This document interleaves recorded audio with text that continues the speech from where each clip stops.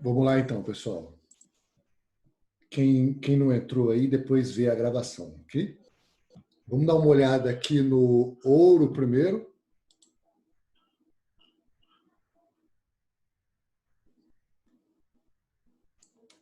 Dá uma olhada no ouro primeiro. Todos os ativos frente ao dólar derreteu aí de tarde, né? Começou essa entrada de força vendedora aí lá para as 11h30, tanto no euro, quanto no ouro, quanto em outros ativos aí cotados em dólar, as moedas, né? Por que teve essa derretida num dia que estava mais propenso a subir o preço, né? Até o meio da sessão estava totalmente lateralizado. À tarde, na parte da tarde, teve as minutas do FONC, né? E as notícias que foram divulgadas, né? As notícias não, né? O que o FONC divulgou nas minutas é uma coisa que foi positiva para os yields. Eu não sei se os players têm essa informação antes, na minha opinião, eu acredito que tenham, tá? Eu não sei se esses players fazem uma saída parcial, diminuem a exposição, porque estão todos comprados contra o dólar, né? Vendido em dólar. Então, antes de divulgação de um dado importante, de uma minuta do FONC, por exemplo, vem uma diminuição de exposição, o que provoca esses movimentos fortes. Tá? Agora, o que foi divulgado, né, que teve o maior impacto? Foi a colocação nas minutas, né, sobre a opinião dos participantes do FONC sobre o controle da curva de juros. Né?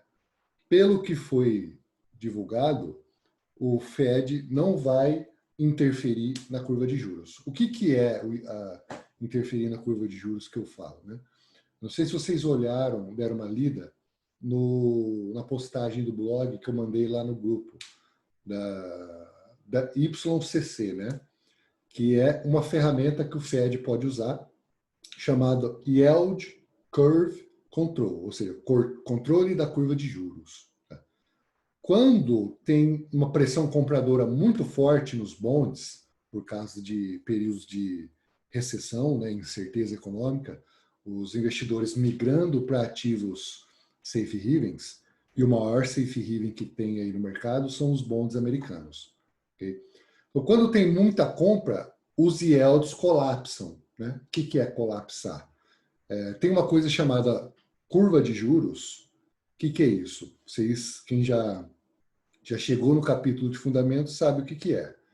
A curva de juros é os diferentes rendimentos, né, os diferentes yields ao longo do tempo, de acordo com cada título, cada maturidade. Então, um título de 30 dias, ele tem que ter um yield menor do que um de um ano, que tem que ter um yield menor do que o de 2 anos, que tem que ter um yield menor que o de 5, de 10, de 20 e de 30. Qual que é o título que obrigatoriamente deveria ter o maior yield? O de 30 anos. Por quê? Porque quando você compra um título, né, você está emprestando dinheiro, no caso, para o governo, né, quando é um título público, você está emprestando para o governo. Então, obrigatoriamente, né, as leis do mercado mandam que quanto mais tempo você passar posicionado, passar com esse dinheiro emprestado para o governo, maior deve ser o seu retorno, os seus juros. Tá? Então, por isso que títulos de prazos maiores, né, de maturidades mais longas, têm um yield maior. Agora, o que acontece quando tem uma recessão vindo por aí? Né? Quando o mercado percebe que a coisa vai ficar feia aí nos próximos meses, anos, né? O que o pessoal faz? Migram boa parte do capital para esses bonds de prazos mais longos. Por quê? Justamente porque tem um yield maior. Né?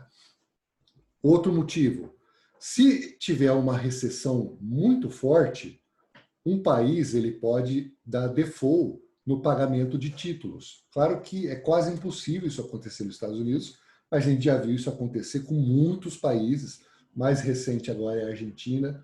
Um país desenvolvido que deu default em pagamento de rendimentos foi a Grécia, lá para 2014, 2015, não lembro certinho. Então, o que os investidores fazem? Compram títulos de prazos mais longos, porque eles acreditam que passado aquele período, daqui vários anos, as economias do país vão ter se recuperado e não vai ter problema de default, não vai ter problema, né, na hora de resgatar na hora de receber esses valores emprestados para o governo. É assim que funciona o mercado de bonds. Okay? Então, por esses motivos, os bonds de prazo mais longos são mais caros, os rendimentos são maiores. Agora, como é que funciona as leis de oferta e demanda, né? Como é que funciona a precificação dos yields? Os yields, eles são definidos através da compra e venda daqueles que já possuem os títulos, né? E a emissão de novos títulos pelo Tesouro é feito um leilão. Todo dia, na parte da tarde, o leilão lá do Tesouro americano e de outros países, o Tesouro faz o leilão, né? E os bancos, né, os primary dealers, eles entram com os seus lances, as suas ofertas, competitivas e não competitivas. Vocês viram isso lá no material, quem já viu aí a aula de yields.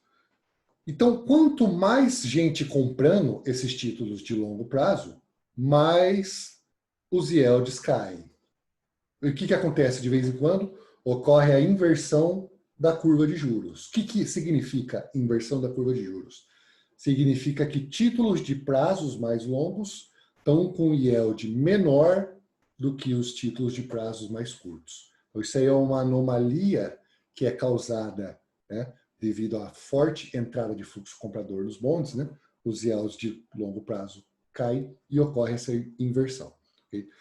Uma das ferramentas, esse é o motivo que eu estou fazendo essa explicação, né? Uma das ferramentas para o Banco Central controlar a curva de rendimentos é fazendo o que eles chamam de Yield Curve Control, controle da curva de rendimentos. Então, o que o Banco Central faz? Ele fixa rendimentos de forma que os prazos mais curtos vão ter um yield menor do que os de médio prazo e os de longo prazo vão ter um yield maior. E como eles fazem esse controle? Eles injetam liquidez ali, ó, nos bondes, mesmo se entrar fluxo comprador, o preço dos bondes não aumenta e os yields não caem. Então, na prática, é isso que é o controle da curva de juros. Né? Então, se vocês lerem o artigo, aí vocês já vão ver que isso já foi feito no passado, tá? E isso não é bom. Isso aí, o mercado vê mais ou menos como uma estatização do mercado de bonds, né? Do mercado de títulos. Seria como interferir diretamente no quanto vamos dar um exemplo bem extremo. Seria mais ou menos como o Fed interferir no preço do alimento lá no supermercado. Tá? Eu não sei se vocês já estudaram sobre isso, né? O Brasil já fez isso, a Argentina fez isso. Todos os países que estão fodidos hoje já fizeram isso. Não funciona, simplesmente não funciona. Tá? Quem produz, quem é o produtor desses alimentos, que tem o seu preço fixado, se ele começa a ter prejuízo, né, pelo preço, né, pelo preço ser baixo, né, esse produtor simplesmente para de produzir, né? E aí o que acontece no supermercado? Faltam esses alimentos. É isso que acontece quando tem fixação de preços aí. E isso é uma lei que serve para qualquer coisa, tá? Então, quando o Banco Central sinalizou hoje, nas minutas do FONC, que não haveria, pelo menos nesse momento, né, não teria necessidade do Fed, né, do FONC interferir na curva de juros, o mercado ficou animado. Os yields, os bonds foram vendidos, né, yields dispararam, e aí tem um desbalanceamento no diferencial de juros entre o dólar e qualquer outra moeda, qualquer outro banco central. Então, isso acaba puxando forte o dólar. Foi isso que ocorreu hoje, por isso que o Fed, por isso que o EURUSD despencou, por isso que o ouro despencou, tá? Deu para entender aí, pessoal? Eu tentei ser o mais detalhado possível aí, porque esse assunto ele não é fácil. É um assunto aí um pouco mais complexo. Quem não fez as aulas de fundamentos provavelmente não entendeu nada. Mas é assim que é o mercado. É assim que esse tipo de coisa que acaba puxando, né, os ativos. Agora vamos dar uma olhada no volume, no gráfico, como é que fechou. Né? Estamos aqui no euro. Vamos dar uma olhada no euro, depois no ouro. Depois eu mudo de tela aqui para a gente ver o S&P. Okay? O perfil formado hoje no EURUSD foi um short P. Tá? Se vocês assistiram o vídeo no YouTube lá, onde eu explico os padrões de perfil, esse aqui não é o padrão mais forte de vendedor. Tá? Mais forte seria se fosse um short L, que aí teria uma acumulação grande de volume aqui embaixo, tá? E mostraria que compradores e vendedores estão aceitando negociar nesses níveis de preço. Mas, se vocês olharem a atuação do preço, né? Olha o tanto de tempo em que o mercado ficou trabalhando nessa região aqui, ó, onde está o POC e a zona de valor mais forte. Ó, tá? Ele ficou da abertura de Sydney, né, às 19, até às 11h20 da manhã. Então são 19, 20, 21, 22, 3, 1, 2, 3,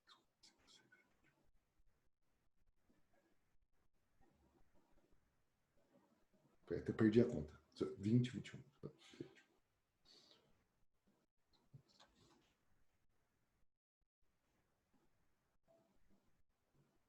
São 15 horas, 16 horas, sei lá. Negociando nessa região aqui, pessoal. Quando o mercado rompeu esse nó de volume aqui, ó, que era um nó bem forte, tá? Ele foi retestado aqui ontem. Quando veio aqui, ó, novamente, rompeu de uma vez, tá? Parou nessa área de valor. Ô, Leandro,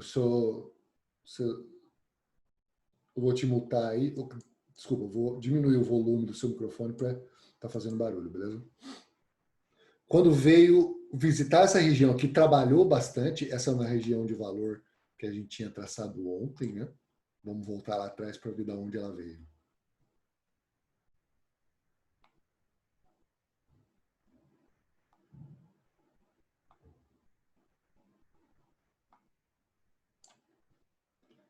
Se não tinha enganado, é essa aqui, ó. É o POC do dia 6 de agosto. Isso mesmo. Então, essa é uma região aí... Desculpa, não é isso não.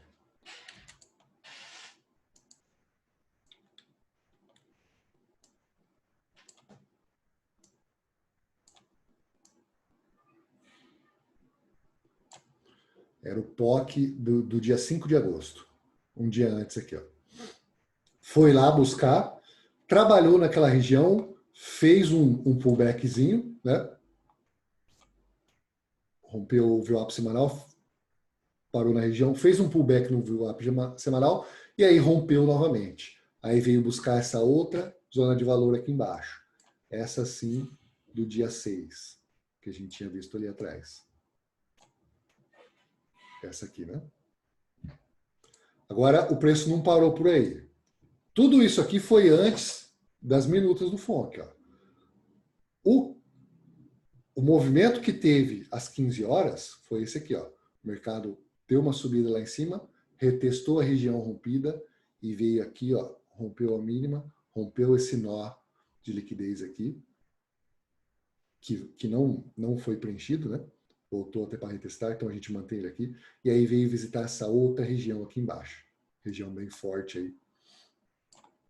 Que foi o POC do dia 13 de agosto. Ok? Depois, o preço lateralizou aqui, morreu próximo da mínima. Isso aqui mostra a força dos vendedores. Ok? Agora, o que eu quero mostrar para vocês?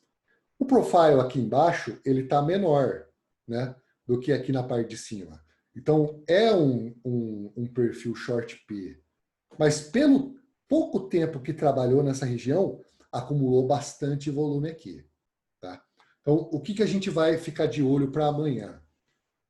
Eu quero que o mercado rejeite essa região rompida aqui, ó. Eu quero que o mercado acumule mais um pouco aqui para pensar em continuar esse movimento vendedor, ok? Se o mercado rejeitar essa região e vier trabalhar aqui para cima, provavelmente esse movimento de baixa aqui vai se descaracterizar e a gente vai ter uma volta, uma retração, ok? Então, vamos lá. Para a gente vender amanhã, continuar vendidos, é interessante que o mercado troque lotes em níveis cada vez mais baixos aqui, ok? Se o mercado começar a subir e começar a ter acumulação, troca de lote em níveis cada vez mais altos, POC subindo, esse movimento de baixa aqui se descaracteriza, ok? O mercado, né, o dólar, ele ainda, o movimento macro, né, desse ativo ainda é de alta.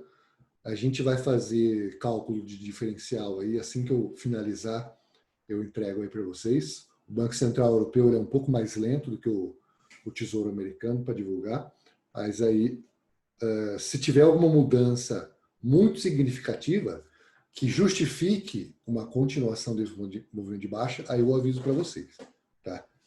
Então, qual que é a melhor forma, por enquanto a gente não tem essa informação, de identificar se vai continuar o movimento de baixa ou se vai subir?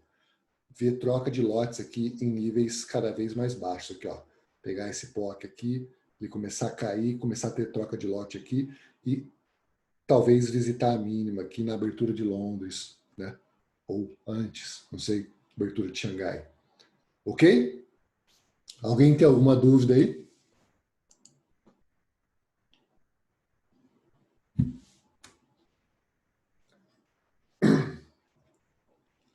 Vou falar, cara.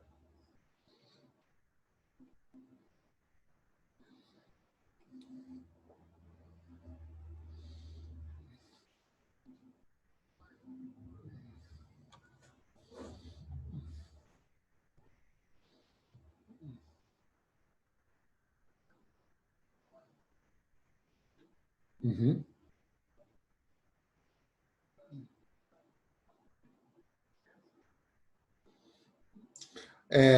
Só me fala onde ele está. Ele está, ó, você está vendo meu cursor? Ele está acima ou abaixo?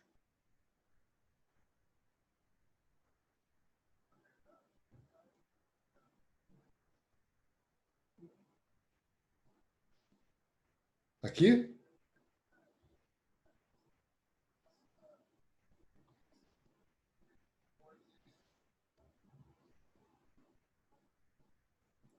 Você não está vendo minha tela?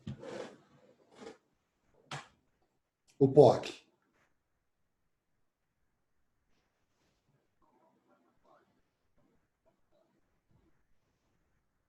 Fala preço. Se você falar preço, acho que não é fácil.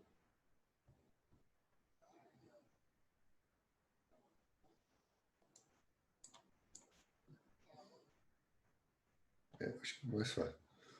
Para quem está assistindo aí no Zoom, né? O Zoom não sai a pergunta do Carlos. O Carlos perguntou sobre uma marcação de um nó de volume.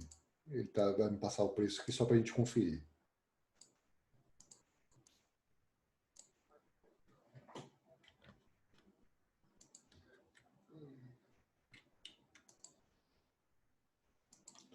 Um 1,18,970. Aqui, ó, 1,18,970 é aqui, ó. Então, aqui não é um nó de liquidez, um nó de volume, porque ele já é uma região de acumulação, tá vendo? Ó? Agora, no intraday aqui, ó, nesse profile, o mercado veio aqui, trabalhou, fez o pullback e aí rompeu, né? Essa regiãozinha aqui, ó. Aí no profile diário, sim, no profile diário, sim. Até que ele voltou lá para retestar. Só que essa região aqui, ó, ela já é uma zona de volume, ó. Ela é uma região que tem bastante volume, que inclusive já era uma região que a gente tinha marcado ontem, ó, que é justamente esse POC aqui do dia 5, entendeu? Agora, você considera ela uma região de nó de liquidez? Pode considerar sim. tá? Mas ela não é tão forte como essas aqui, por exemplo. Ó. Olha o composite semanal aqui, ó. Tá vendo?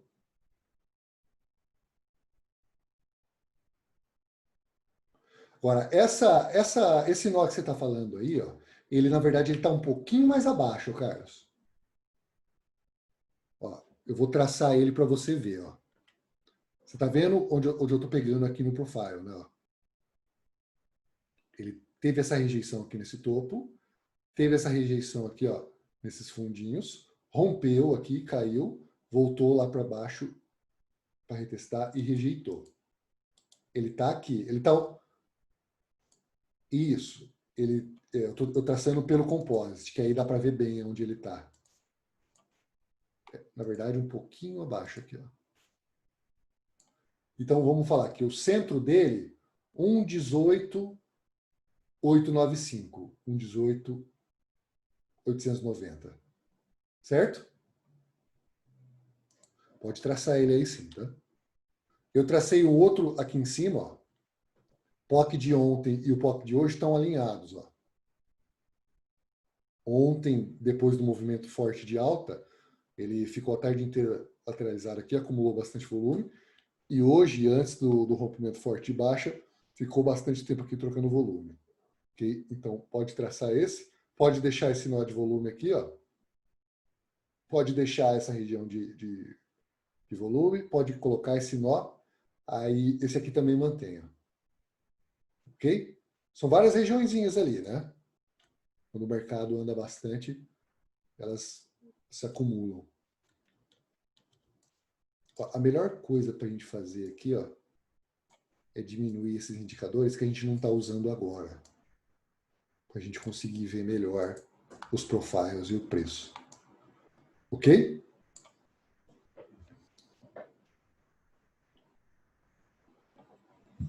Vamos em frente. Vamos lá para o ouro. O ouro, dá uma olhada aqui, ó, no price action de ontem. O mercado subiu bem forte. Né? O dia anterior, aqui, ó, antes de ontem, formou um long P. Né? Concentração de lote aqui em cima, preço pertinho lá da máxima, fechando quase no POC. Abriu, asiático já em alta. Ó. Rompeu forte, subiu. Em algum momento aqui, parou num nó de liquidez aqui, lá de trás, numa região forte, testou 2 vezes e descarregou. Realizou lucro, o mercado despencou. Parou na VWAP semanal, subiu forte, mas olha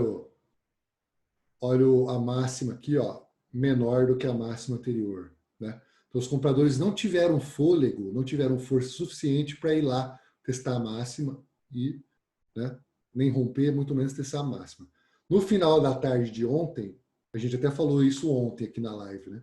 O preço negociou fazendo topos e fundos mais baixos, ó, caindo. Certo?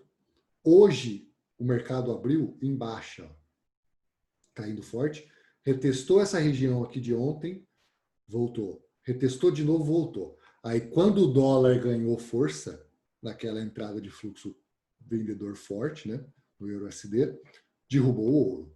Rompeu todos os suportes aí de todos esses ativos aí que estavam sendo segurados, foram rompidos. Pode olhar aí a Libra, pode olhar o dólar canadense, pode olhar todos. E aí, depois, mais tarde, na hora do FONC, teve mais um movimento forte, né? E aí, olha onde o preço fechou, lá embaixo, pertinho da mínima. Tá?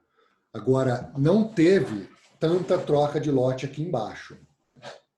O maior volume ficou aqui em cima e nessa outra regiãozinha aqui. Ó. O que a gente espera para amanhã? Tá?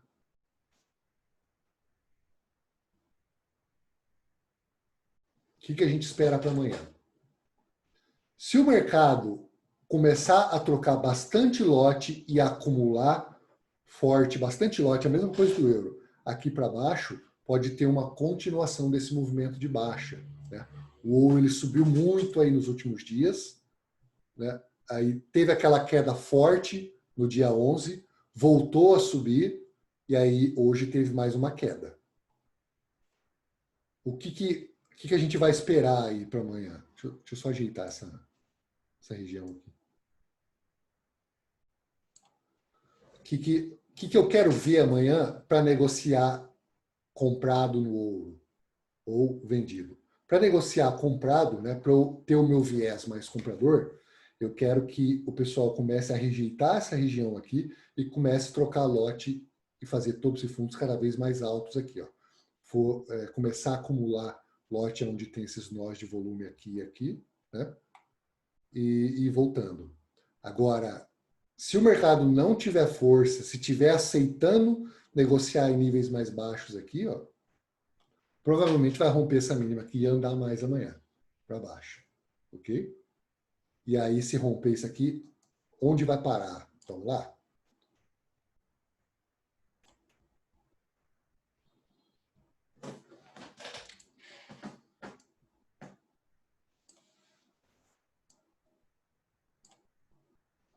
Ó, tem uma região bem grande de volume aqui. Deixa eu colocar ela aqui para vocês verem. Essa é uma região aí que o preço vai ter dificuldade para romper. Na verdade, ficou mais larga do que eu queria. Assim tá bom.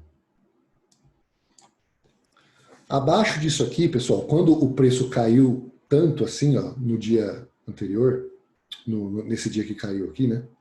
O preço abriu caindo um pouquinho mais e já rejeitou. E aí, nos próximos dias, continuou subindo. Então, essa aqui, por enquanto, é uma região de rejeição.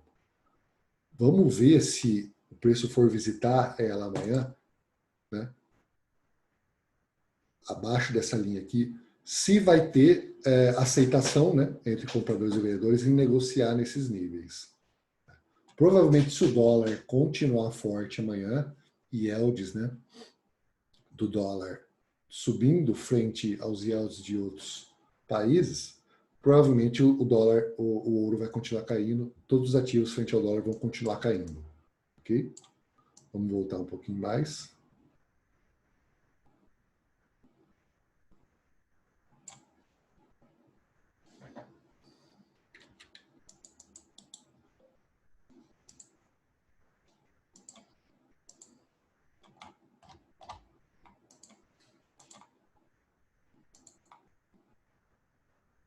Foi.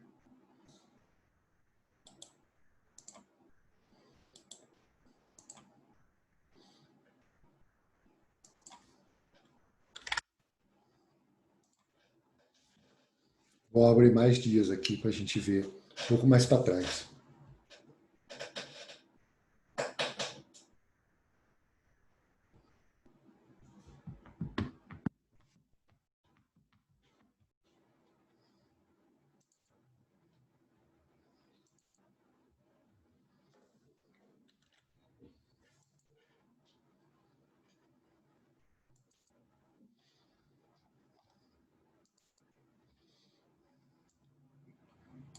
Só quero mostrar uma coisa para vocês aqui. Ó. O contrato que a gente está negociando do ouro agora é o dezembro de 2020. Quando que foi a rolagem do contrato anterior, né, de agosto, o 8/20, para o 12/20? Foi no dia 29/7. Para trás do dia 29/7, não adianta ficar vendo o profile. Tá? Não tem mais ninguém posicionado ali. Tem uma memória, se tiver uma região de acumulação? Até tem, mas não tem ninguém efetivamente ali posicionado. Isso no contrato futuro. Tá? Comprado em ouro spot é outra conversa.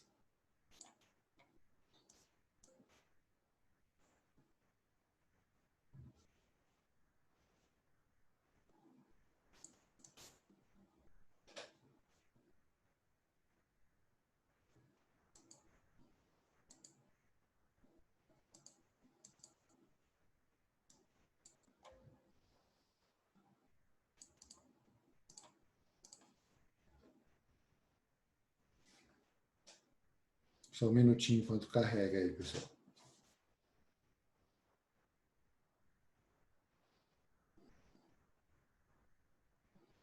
Enquanto carrega aí, deixa eu contar uma novidade aí para vocês.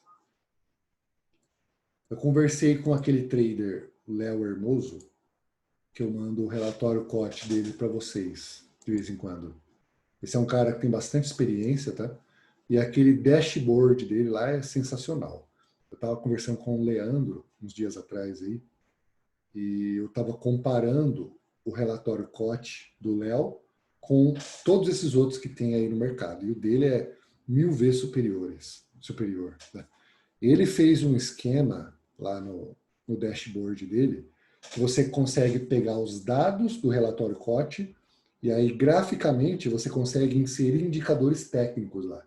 Então, os mesmos indicadores que a gente usa para ver, por exemplo, osciladores, médias, no MetaTrader, no preço, você consegue jogar isso nos dados do relatório COT. Tá? Então, é sensacional. O que eu conversei com ele? Eu mostrei a planilha de diferencial de juros, né, que a gente usa. Eu mostrei qual que é a forma de cálculo, né, qual modelo a gente usa para traçar, né, a direção macro aí dos ativos, né? Eu expliquei para ele que a gente usa como preferência o de 10 anos e perguntei se era possível automatizar isso, para não ter que ficar alimentando planilha ali manualmente. Ele falou que isso aí é fácil para ele fazer e ele colocou na lista de produção lá para ele, para fazer isso aí. Então, aí no futuro, aí, não sei quando ficar pronto, nós vamos ter essa informação aí de forma automática, não só de 10 anos, mas de todos os yields de todos os países. A gente vai poder comparar tudo quanto é taxa de juros aí uma com a outra. Vai ser bem legal. Então vamos lá. Eu abri mais dias aqui para trás, né? Para a gente ver quando o preço trabalhou em níveis um pouco mais baixos, aonde que estão os pontos de maior liquidez. Vamos traçar esse aqui. Jogar ele lá para frente.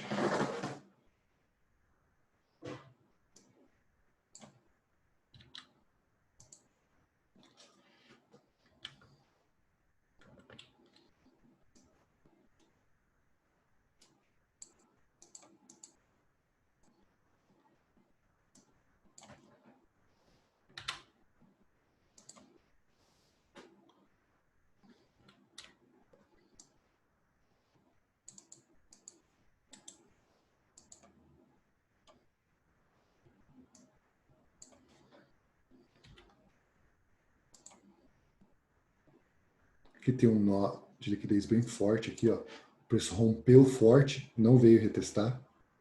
Esse outro aqui, ó, o preço rompeu e veio retestar 2 vezes. Também é uma região. Eu vou traçar só uma linha aqui e outra aqui. Okay? Então, se o ouro continuar forte amanhã, a gente já tem aqui as regiões onde pode ter defesa. Ok?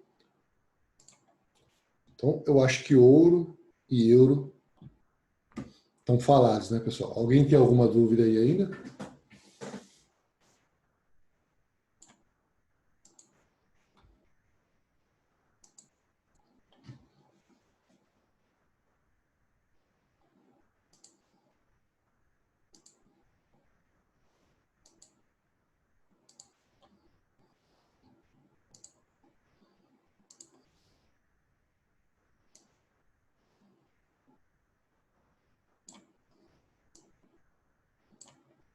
Então vamos lá para o S&P. Deixa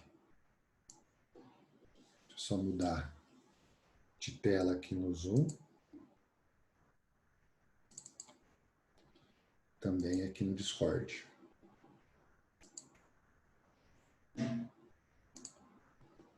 Vocês estão me ouvindo aí? Tá tudo ok? Áudio, vídeo? Qualquer coisa aí vocês têm que me avisar, senão...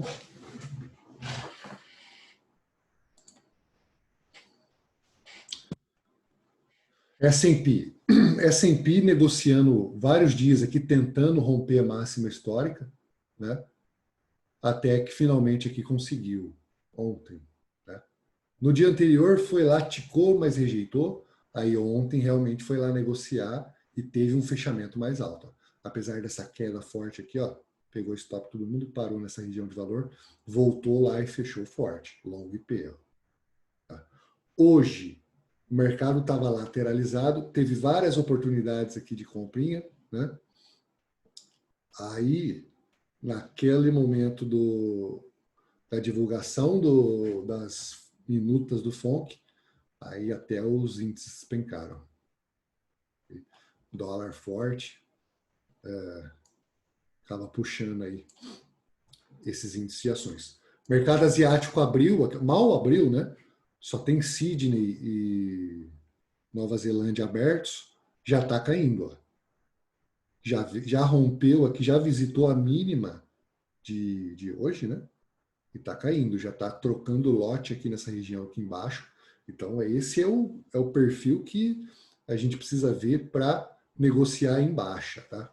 Então, o que hoje era, antes, né, daqueles rompimentos, daquela força que o dólar ganhou, estava tudo apontando para alta, o dia de amanhã aqui está apontando para baixa. Claro que em qualquer região forte dessas aqui, ó, pode entrar comprador defendendo e continuar comprando aqui? Pode, sem problema nenhum. Tá? Mas se os compradores e vendedores continuarem negociar lote aqui em níveis cada vez mais baixos, POC mudando aqui, caindo, opa, a aceitação aqui, a gente já vai começar a olhar níveis mais baixos aqui de regiões de rejeição de preço. Okay? Vamos colocar aqui o composite, só para dar uma olhada mais macro, mais estrutural aqui. Só um minutinho enquanto eu carrego.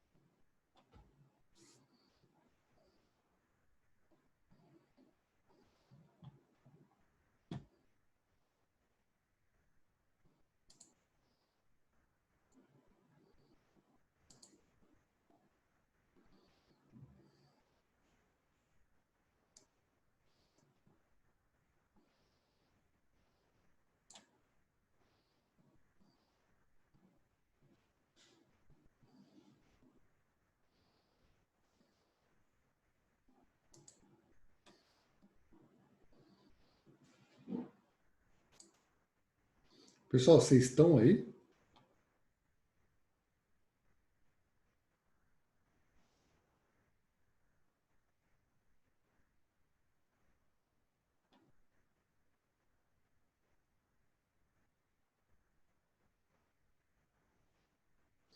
Vocês estão falando aí, tá falhando. Não sei porque, talvez o detector de voz de vocês tá calibrado mal aí. Eu vi que o Carlos Barros aí e o Terry falou alguma coisa, mas saiu tudo cortado. Então, vamos lá.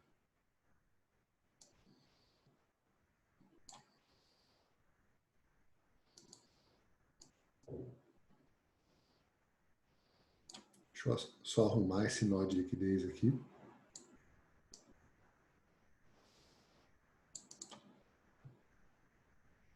Tem umas regiões aqui bem fortes no S&P.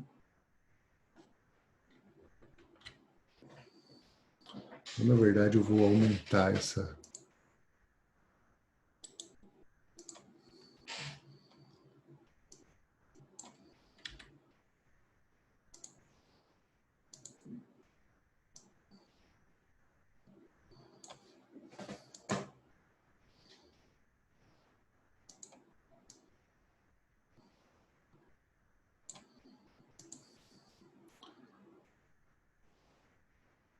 Vamos ajustar. Ah, uma coisa que a gente não fez aqui é ajustar colocar o ajuste no lugar certo e as variações do VWAP. Ajuste do S&P 3370,25. Bem lá embaixo.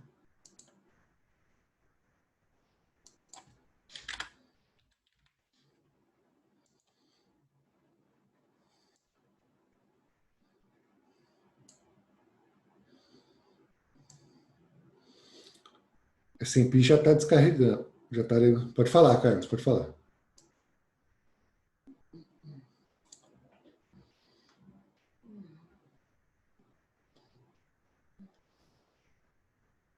Só do dia, né? Cada dia, como é que funciona? Para que é o ajuste e para que ele serve, né? Uma das formas da bolsa, no caso essa bolsa aqui, a CME, diluir um pouco do risco de todas as posições abertas, né? Eles fazerem um ajuste financeiro na conta de todo mundo que tem ordem aberta de um dia para o outro, que não fechou. Okay? Então, imagina a quantidade de contratos que tem aí em aberto em todos os ativos somados. Né?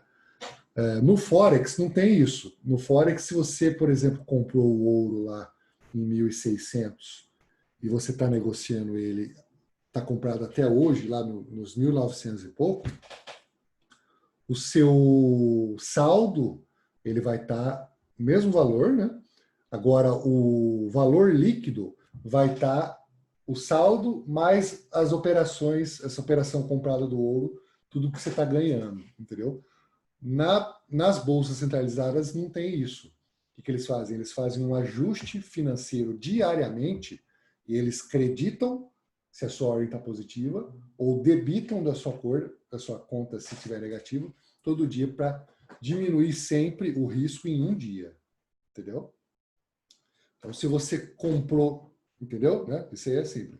Se você comprou S&P lá em 2.800, hoje está em 3.300 e pouco.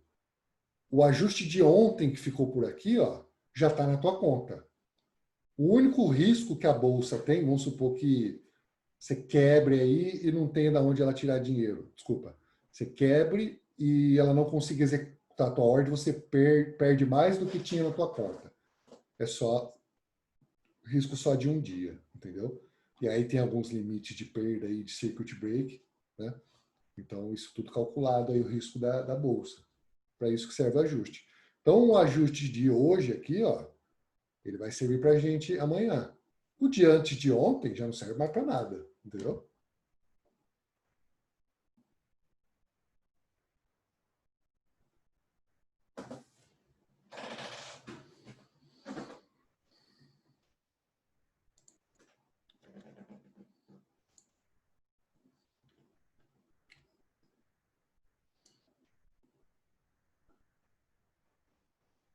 Claro, é. Sim, o que é spot que você está falando? O spot do quê?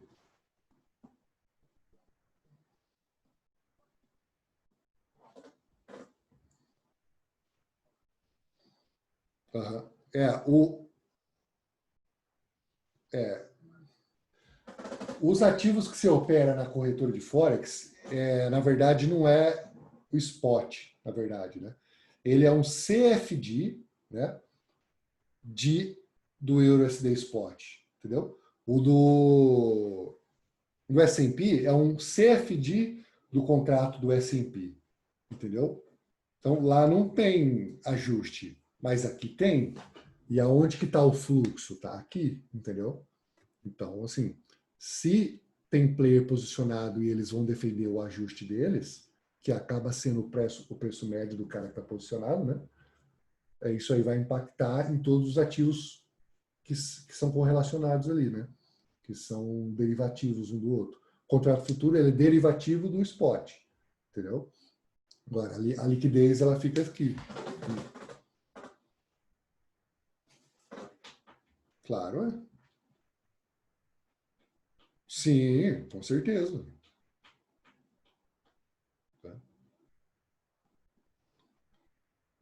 Então, regiões aí para amanhã, pessoal.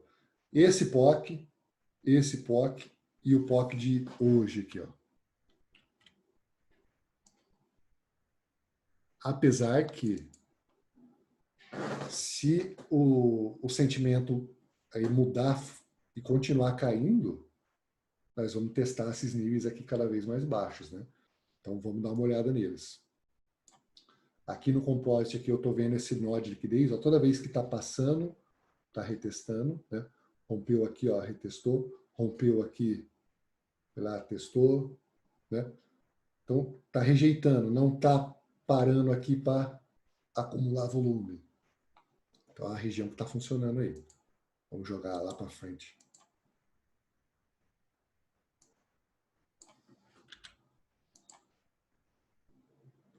Esse POC aqui está bem nítido, né? O mercado depois, quando rompeu, veio retestar aqui 2 vezes. A região aí que está validada. Vou tirar umas linhas que tem aqui. Eu tracei essas linhas antes de traçar o retângulo e... Beleza. Agora tem um espaço grande aqui, ó. Sem nenhuma região que a gente traçou. Mas tem um POC aqui, ó, interessante. Foi um dia de distribuição simples aqui, ó. Mas no dia seguinte veio visitar ele e rejeitou, né? Então vamos projetar ele lá na frente.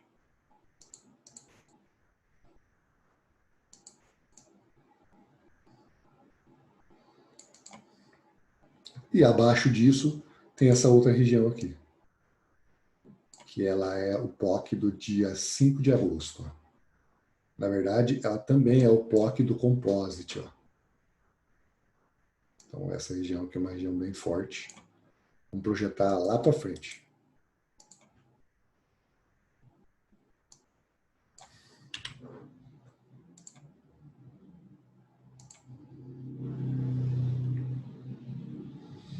Beleza?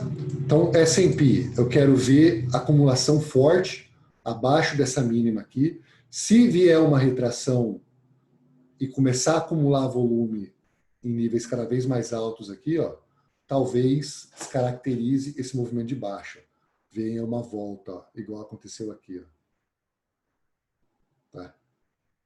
Só que, assim, a queda foi forte, né? E agora já está caindo. Então, provavelmente, se tiver aceitação aí do mercado, vai vir visitar essas regiões aqui, ó.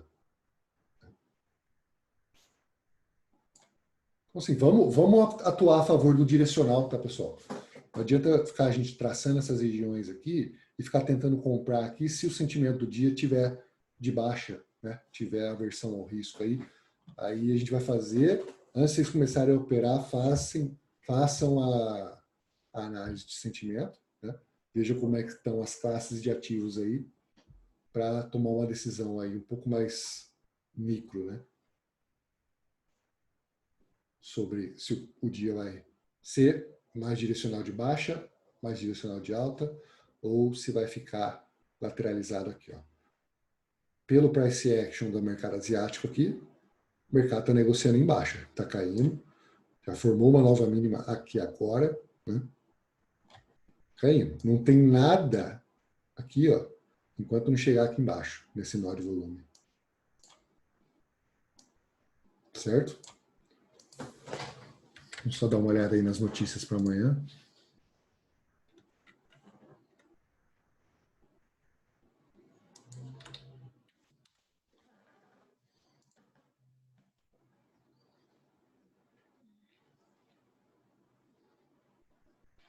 Em cada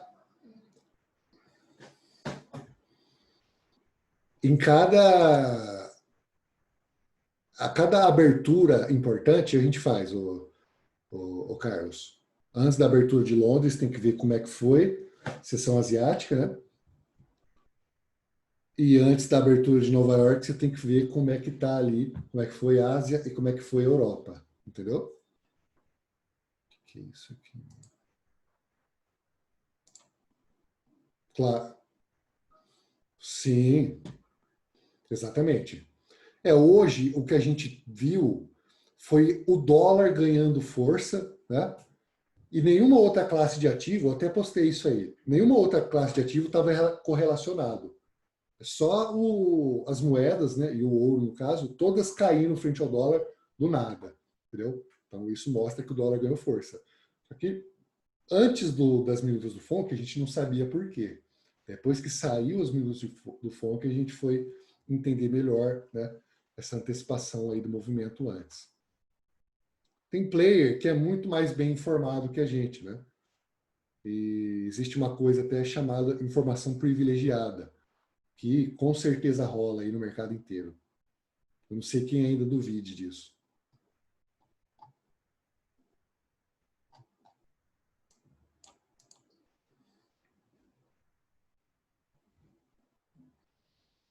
Amanhã, às 8h30, tem relatório de política monetária do ECB. 9h30, toda quinta-feira, tem pedido de seguro-desemprego, né? E esse Philadelphia Fed Manufacturing Index também é importante. Isso aqui na parte da manhã. Leilão de 4 semanas, leilão de 2 meses ali. Tem um membro do FONC que vai falar amanhã.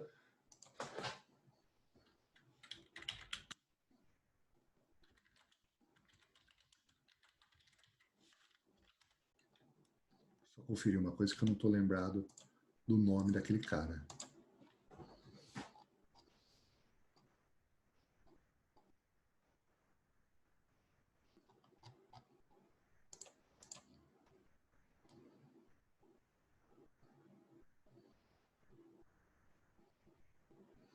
Esse cara aqui que vai falar amanhã não é um membro votante, tá?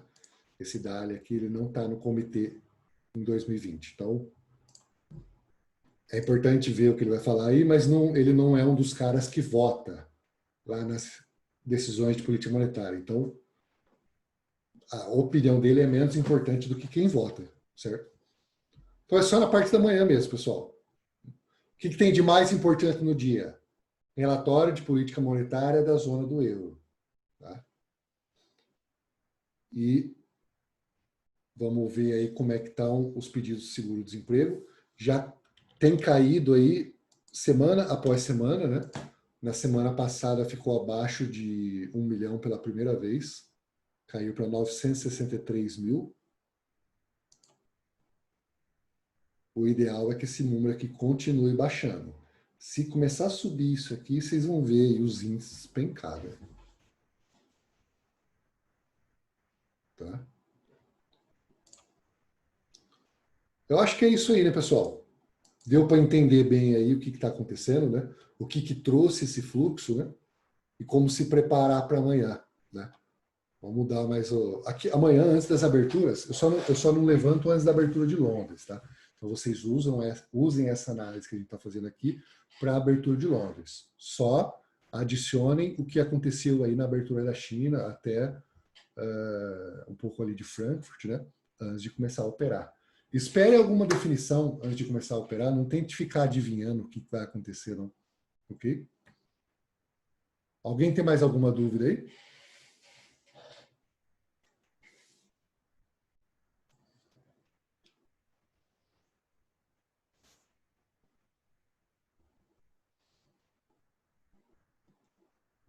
Vai lá, Ailton. Tem que acordar 15 para as 3, né? Um abração aí, velho. Então é isso aí. Eu vou finalizar lá a gravação aqui no Zoom.